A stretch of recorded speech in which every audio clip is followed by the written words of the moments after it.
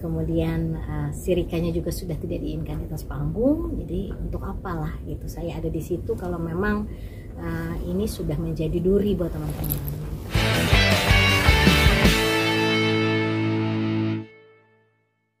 Dan merasa seperti dicurangi ya, dengan tidak ada rasa tadi klonuwon mungkin seperti itu. Apa sih yang menjadi tuntutan dari Mbak Rika sendiri? Sebetulnya ini sudah prosesnya lama ya. Ketidakcocokan saya dengan manajemen The Groove itu bukan terjadi dalam 1 tahun. Sebetulnya sehabis konser The Essential of Groove ya, itu sudah ada beberapa momen-momen saya minta memang manajemen yang ada itu dijadikan agensi. Karena menurut saya manajemen itu adalah bagian yang memang harus mengerti tata cara dan band ini harus dibawa kemana gitu. Kebetulan mungkin saya pendiri band ini dari nol ya, dari zero. Saya bukan penyanyi yang datang kucuk-kucuk dibesarkan, tidak. Saya berusaha dari nyanyi dari kafe bertahun-tahun gitu. Tapi mungkin ini adalah kayak bola api ya, kelamaan saya menahan, tidak didengarkan, terus berlanjut sampai akhirnya pada bulan Maret tahun lalu terjadi suatu hal yang menurut saya sudah tidak bisa lagi dalam satu rumah yang saya tidak nyaman dan saya memberikan pilihan.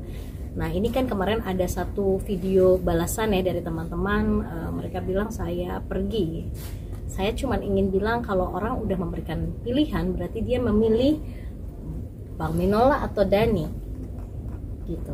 Saya suruh pilih, begitu saya suruh pilih, saya pilih Bang Minola atau saya gitu. Tapi ya semua memilih Bang Minola, berarti kan saya harus pergi dari situ dong, karena memang saya sudah tidak nyaman dan sudah tidak nyaman itu sudah lama. Jadi saya harus pergi karena memang saya sudah tidak nyaman, dan kalau saya di situ terus akan membuat tidak nyaman semua. Tetapi saya orang yang merasa itu tuh adik-adik saya, dan kebetulan band itu juga saya yang mendirikan. Saya capek, saya kalau mungkin teman-teman dulu di kafe masih ingat gimana saya menjadi kakak dan emak buat band ini gitu kan. Saya tidak langsung pergi, tapi saya juga memberikan option lagi bagaimana kalau kita pisah manajemen, karena 2005 itu kan saya sudah diberhentikan.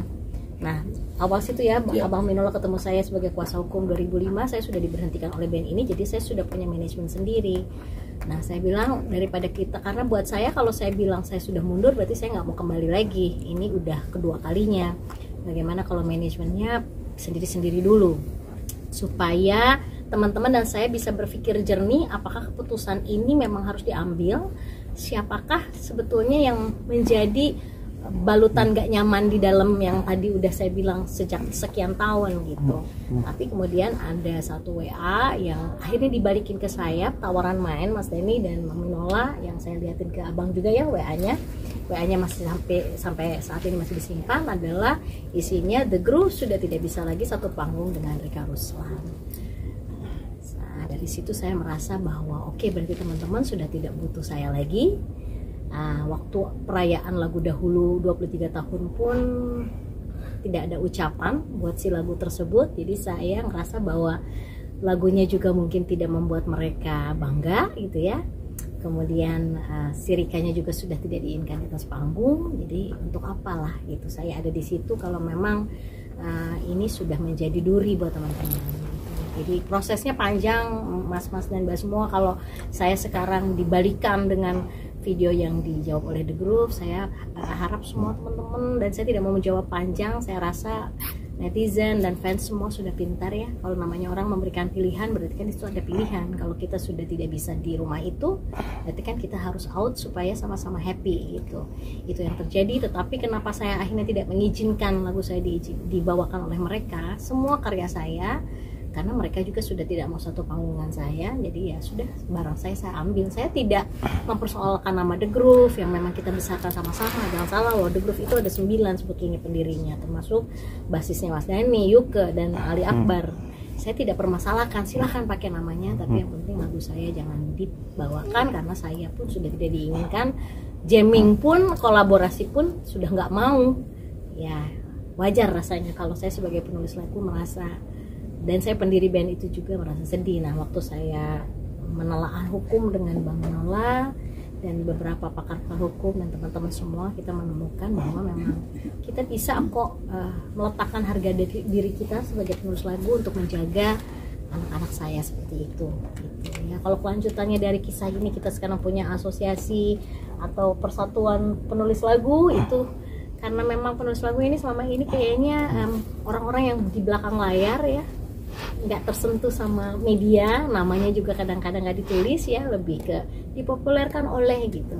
Kita kayaknya mulai dari sekarang harus mulai bersama-sama menghargai pencipta lagu, karena ibarat kata sekarang dalam satu acara ada sound system, ada artisnya, ada penontonnya, ada kru, ada lighting semua, tapi lagunya nggak ada. Mau bunyiin apa? Berarti tandanya di sini kita harus saling menghargai. Kalaupun ada hak ekonomi yang harus didiskusikan, sebetulnya kan pada saat kita bekerja juga sampai kru dan semua juga ada fee-nya ya. Berarti kan penulis lagu juga harus ada izin, tapi persoalan izin ini kan harus diizinkan sama kita. Walaupun sudah menyurati sayanya sudah tidak mau, berarti kan tidak bisa. Begitu kan Bang ya? Jadi poinnya begini, singkatnya begini aja ya. Kalau memang The Groove sudah tidak Rika lagi, seharusnya juga jangan Rikanya saja. Semua karya ciptanya juga sudah harus tidak digunakan lagi. Itu konsekuensi yang wajar ya. Karena dalam karya cipta itu tidak hanya melekat hak ekonomi, tapi juga ada hak moralnya ya. Orang yang nggak mau, jangan dong ciptanya kita mau. Nah, selain itu undang-undang juga memberikan hak ya kepada pencipta untuk mengizinkan atau tidak mengizinkan.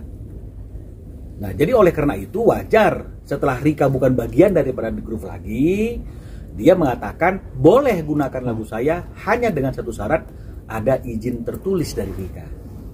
Kalau tidak ada izin tertulis, jangan dinyanyikan.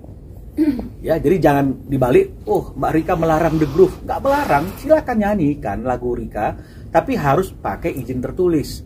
Karena Rika bukan lagi bagian daripada The Groove.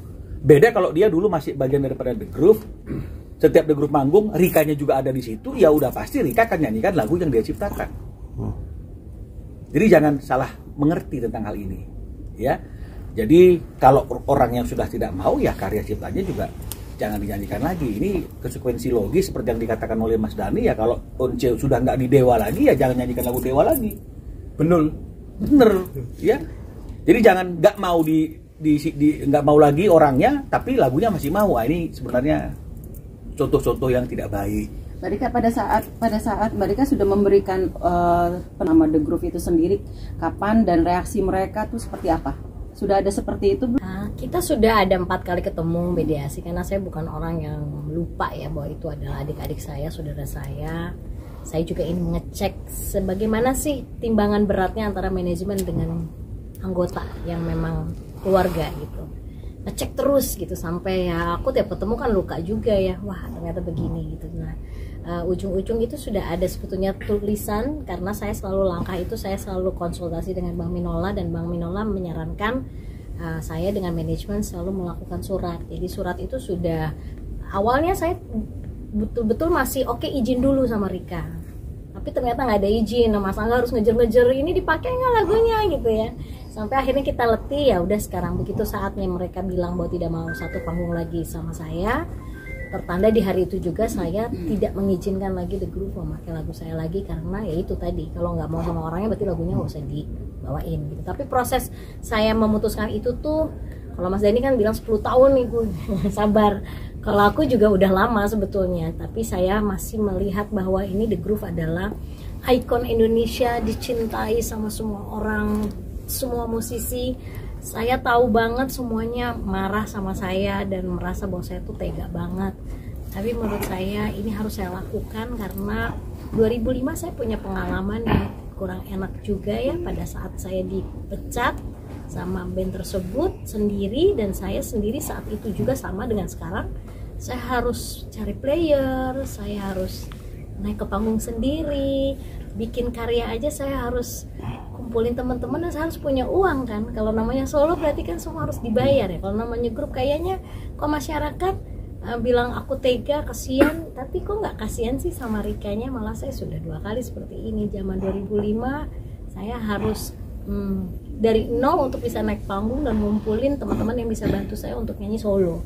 Sekarang pun sama, saya harus bikin karya baru, kemudian memainkan lagu itu saya harus bikin band lagi gitu. Berarti kan sebetulnya di sini satu proses belajar ya. Pada saat kita ada ketidakcocokan dengan seseorang, itu memang kita harus berpikir panjang, jangan langsung memutuskan dengan cepat gitu. Nah sekarang ini adalah proses belajar, jadi saya minta tolong untuk semua teman-teman netizen, jangan marah kepada saya hanya melakukan, melindungi hak saya saja, bayi-bayi saya, lagu saya yang memang saya ciptakan sendiri, itu buah hati saya. Dan semua pencipta lagu pasti punya histori dengan lagu yang dia tulis, mungkin ada yang deep banget juga, sehingga buat saya kayak saya nggak mau lah kalau orang yang nggak menghargai saya bawain lagu aku gitu.